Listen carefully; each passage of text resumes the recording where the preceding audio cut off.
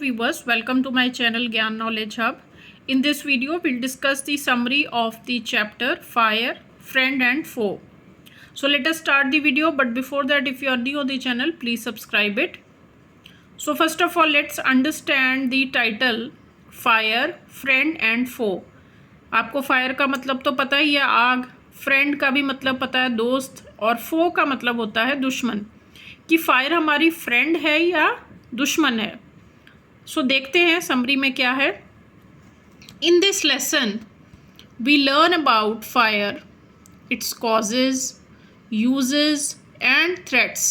तो इस चैप्टर में हम क्या क्या पढ़ेंगे फायर के बारे में, उसके कॉजेज़ क्या हैं, कैसे लगती है आग, उसके यूजेस क्या हैं, क्या क्या फ़ायदे हैं, और थ्रेट्स क्या है, मतलब फायर से हमें क्या डर हो सकता है. Fire is the result of a chemical reaction. 3 things are required to make fire: oxygen, a fuel and some heat. तो 3 मेन चीज़ें जो फायर के लिए चाहिए, आग लगाने के लिए चाहिए, वो है एक फ्यूल जैसे कि लकड़ी हो गई या ऑयल हो गया. दूसरा है टेम्परेचर, मतलब कि जो हाई टेम्परेचर है उसी के ऊपर आग लगती है. और ऑक्सीजन, जो सबसे ज़रूरी है, ऑक्सीजन के बिना आग नहीं जल सकती. Fuel exists in the form of cooking gas, wood, coal, petrol etcetera. तो फ्यूल कोई भी हो सकता है, लकड़ी भी हो सकती है, गैस भी हो सकती है, ऑयल भी हो सकता है, पेट्रोल भी हो सकता है. Oxygen is present naturally in the air. तो ऑक्सीजन आपको पता ही है, वो तो हवा में है ही है present. But without heat fuel can not make fire. अब एक लकड़ी का पीस पड़ा हुआ है, ऑक्सीजन भी है हवा में, लेकिन उसको अपने आप आग नहीं लगेगी ना. उसके लिए हमें क्या चाहिए, टेम्परेचर, एक पर्टिकुलर टेम्परेचर या हीट चाहिए जिससे कि आग जल सके. The temperature at which a fuel begins to burn is called the flash point of that fuel. तो जिस टेम्परेचर पे किसी भी फ्यूल को आग लगती है, उस टेम्परेचर को हम क्या बोलते हैं, flash point. In the modern age, we use fire for many purposes. We cook food, keep our houses warm in winters, and also produce electricity. तो फायर के तो अनगिनत यूजेज है. सबसे पहला यूज़ तो हम जो खाना बनाते हैं, फिर विंटर्स में अपने घर को गर्म रखने के लिए फायर का यूज़ होता है, और इवन इलेक्ट्रिसिटी प्रोड्यूस करने के लिए भी थर्मल प्लांट्स में फायर की ही ज़रूरत होती है. Thus, fire serves as our servant because we use fire in a controlled way. तो जब तक ह्यूमन बीइंग्स खुद अपनी मर्ज़ी से फायर को यूज़ करते हैं एक कंट्रोल्ड मैनर में, तब तक तो फायर हमारी सर्वेंट है. जैसे हम चाहेंगे वैसा वो काम करेगी. However, sometimes it can become a bad master. Servant तो है जब तक हमारे कंट्रोल में है, लेकिन कभी कभी ये एक मालिक बन के, बैड मालिक बन के हमारे ऊपर प्रहार भी कर सकती है.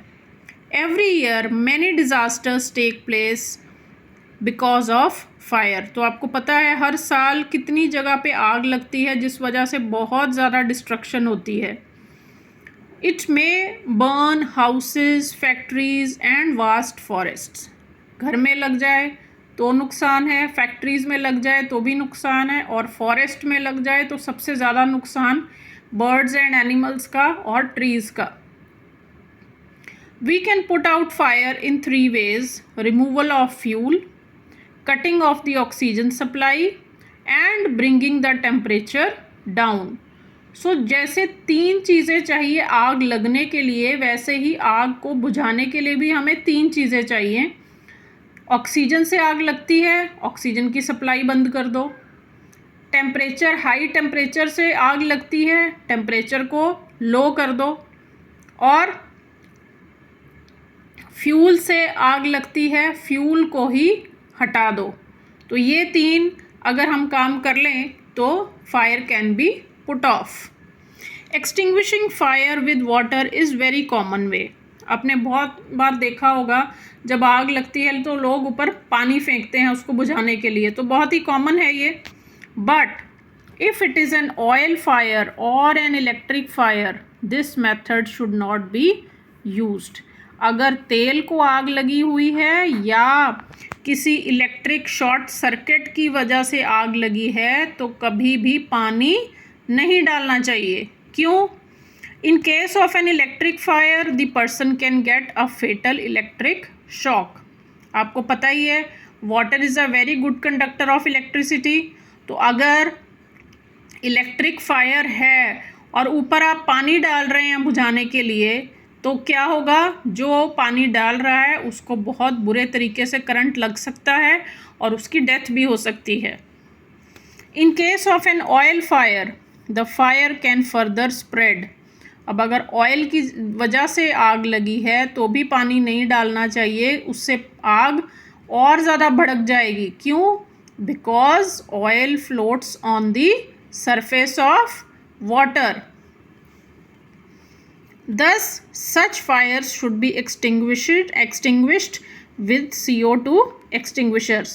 तो ऐसी आग हो तो कभी भी पानी ना गिराएं, उसको फायर एक्सटिंग्विशर जिसमें कि कार्बन डाइऑक्साइड हो उसके साथ बुझाएं. In earlier times, when there were no firemen, people used to form a human chain to put out fire.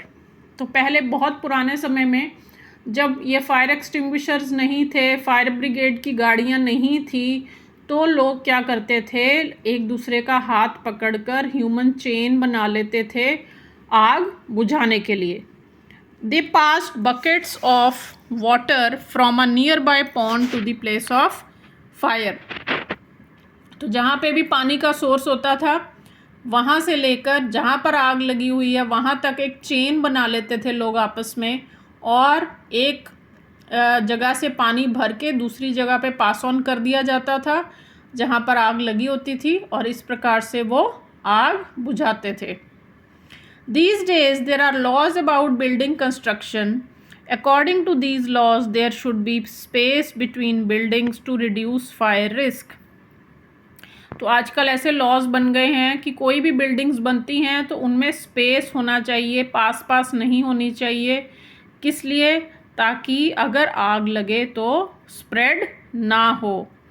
There are fire brigades in every town with their special equipment. They are capable of putting out fires. और हर area में fire brigades present रहते हैं. उनके पास एक special equipment होती है, गाड़ी होती है, बड़ी बड़ी पाइप्स होती हैं, पानी होता है टैंकर्स में, जिसकी हेल्प से वो आग को बुझा सकते हैं. So that is all children for this chapter. If you find the video useful, please like and share.